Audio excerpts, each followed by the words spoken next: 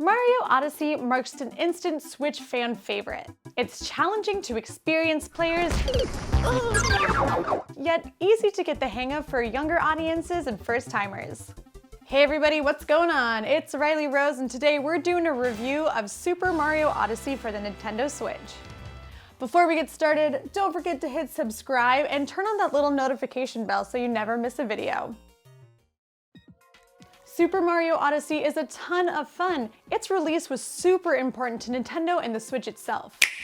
The game really showcases some of the best features of the Switch. The graphics are really fun and different, but really beautiful at the same time. And there's a ton of awesome new and different worlds. The one part that I definitely didn't love was how much the game tried to utilize the shaking motions with the Nintendo Switch controllers.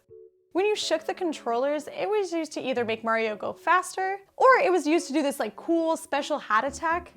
But honestly, it didn't really work that well because you'd usually just end up doing a regular attack. It kind of made me think of the Wii when the Wii was having a ton of problems.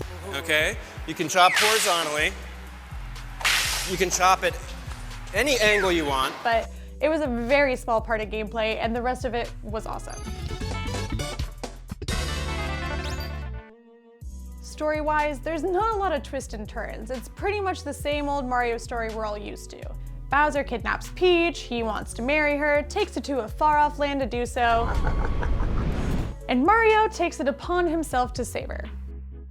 I really look forward to the day where there's some story where Peach kind of saves herself, but this wasn't the game for that, and that's okay. Back to the story. You explore open worlds full of bad guys, challenges, puzzles, but at the end there's always a reward. In this game, instead of collecting stars, you collect power moons.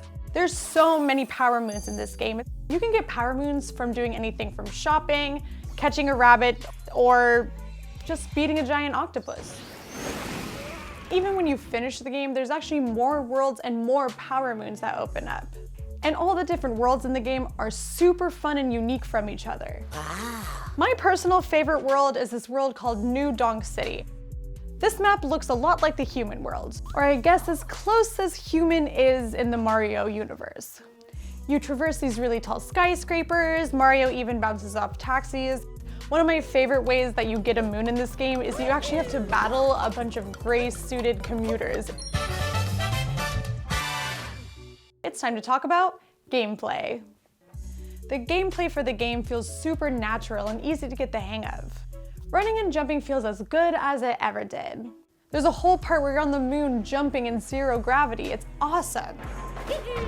There's a new character in this game. His name is Cappy, and he introduces a whole new world of gameplay. He's this ghost that now resides as Mario's hat. You can use him to become one and take over basically anything in the game, whether it's inanimate objects, enemies, or even friends. Each thing that you take over has a different set of abilities and skills. So it basically opens up an entire world of different characters that you can play as. And at one point, you're even Bowser. Between the sheer vastness of the number of power moons you collect, on top of the toy box of characters you can play as, this game is awesome. There was, however, one part that I did not enjoy about it. Time for the bad. After you're fighting your way through all these different worlds, chasing after Peach and making sure she's safe, you finally get to the end where you get to fight Bowser. The fight's relatively easy and Bowser goes down. It seems like everything is good, but the whole moon starts to fall apart. To save everybody, Mario has to become one with Bowser using Cappy. This part is so much fun because Bowser is super OP and it's so cool. You just smash through everything in your way. However, after making it safely out of the moon, Mario and Bowser have this super weird moment where they fight over Peach, trying to give her different flowers, and she rejects both of them. No! There's an even weirder moment where the camera turns and Bowser and Mario are actually consoling each other.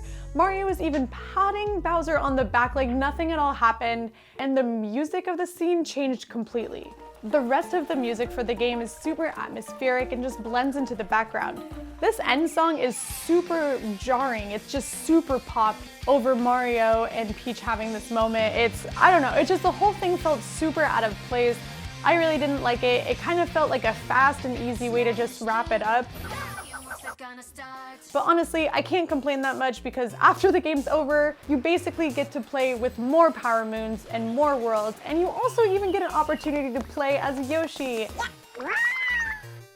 I loved playing this game. It mixed older versions of Mario into this newly rebooted game that's super accessible and easy for players of all levels, whether you're an old timer like me or this is your first time playing the game. I would give this about 4.5 petals out of 5. It's not a perfect 5 because I didn't like the way that the game ended, and that's a pretty big deal, but the rest of it made up for it and some. Don't forget to subscribe, follow me on Instagram and Twitter so we can always keep in touch because I love you guys. Bye!